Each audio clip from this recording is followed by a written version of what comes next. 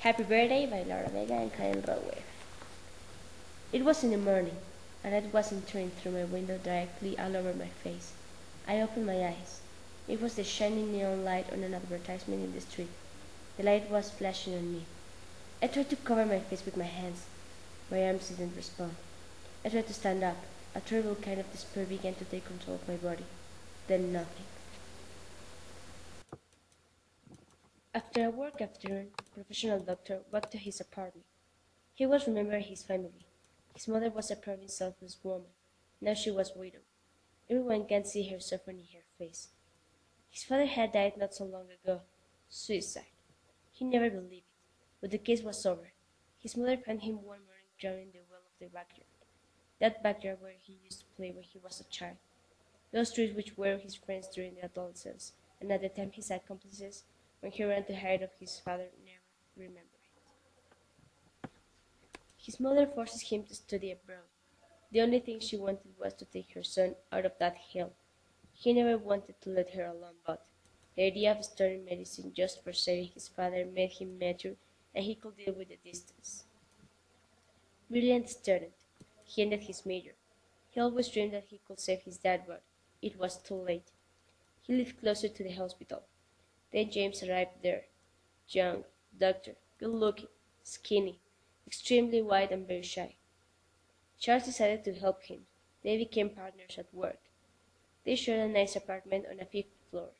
He never noticed something as weird to get his attention. He never realized what was hiding behind those great eyes.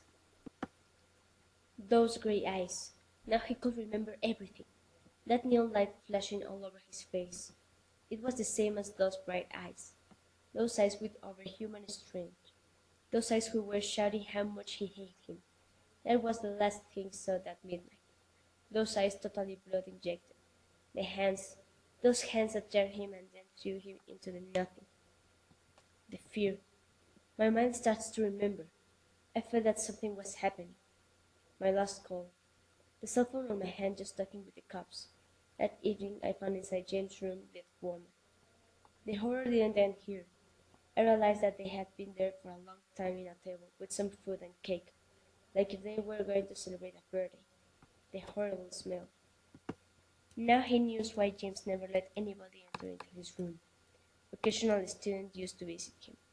He used to give particular classes, but he never let the same person go into his room. Some time ago, he had noticed something weird change in James' attitude, but he never cared too much. He apologized to him, thinking that they worked a lot. One day, he found him sitting at the top of the bathroom, angry, with a knife in his hands, with blood all over his clothes, talking in a strange language that he had never heard. Then, he never remembered anything, or maybe he faked it. Doctor, doctor! A sweet voice made him return to reality. A nurse was calling him. Can you hear me? Doctor, doctor! Poor dear, so young, talking to herself. What happened to him? What could have caused him such a shock? Will he stay in that vegetative state forever? What about that horrifying expression on his face? I hear you, nurse. I can hear you. Can't you hear me? Why don't you hear me? What's going on? God, I'm screaming. Why don't you hear me? My hands? Why doesn't my body open me? I can hear the beating of my heart getting stronger. The sound of the machines plunged into my body. I can't see my body, but I can feel it. This is a nightmare. I'm sure of it. I've worked under so much pressure for the last few weeks. Endless shifts, endless hours of bad sleep. Yeah, sure, this is a nightmare. I can't be dead. No, not dead. I'm alive, you said. Nurse, vegetative state. No desperation again. That neon light on my eyes again. And the silence. That silence drilling a hole into his brain, and an image came to his mind. The shocking discovery. 5 doctors surrounded his bed, talking about his diagnosis. Cerebral death, unfortunately. They soon started to take away his vital organs. Charles started to feel a chill invading his body. Why don't they see I'm alive? He opened his eyes, and the first thing he saw was a smile. James was in front of him. staring at him with coldness, thinking about his success. He had always envied him.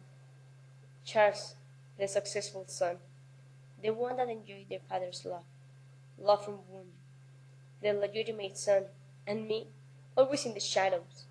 But don't worry, little brother. I won't let anybody hurt you. We'll always be together.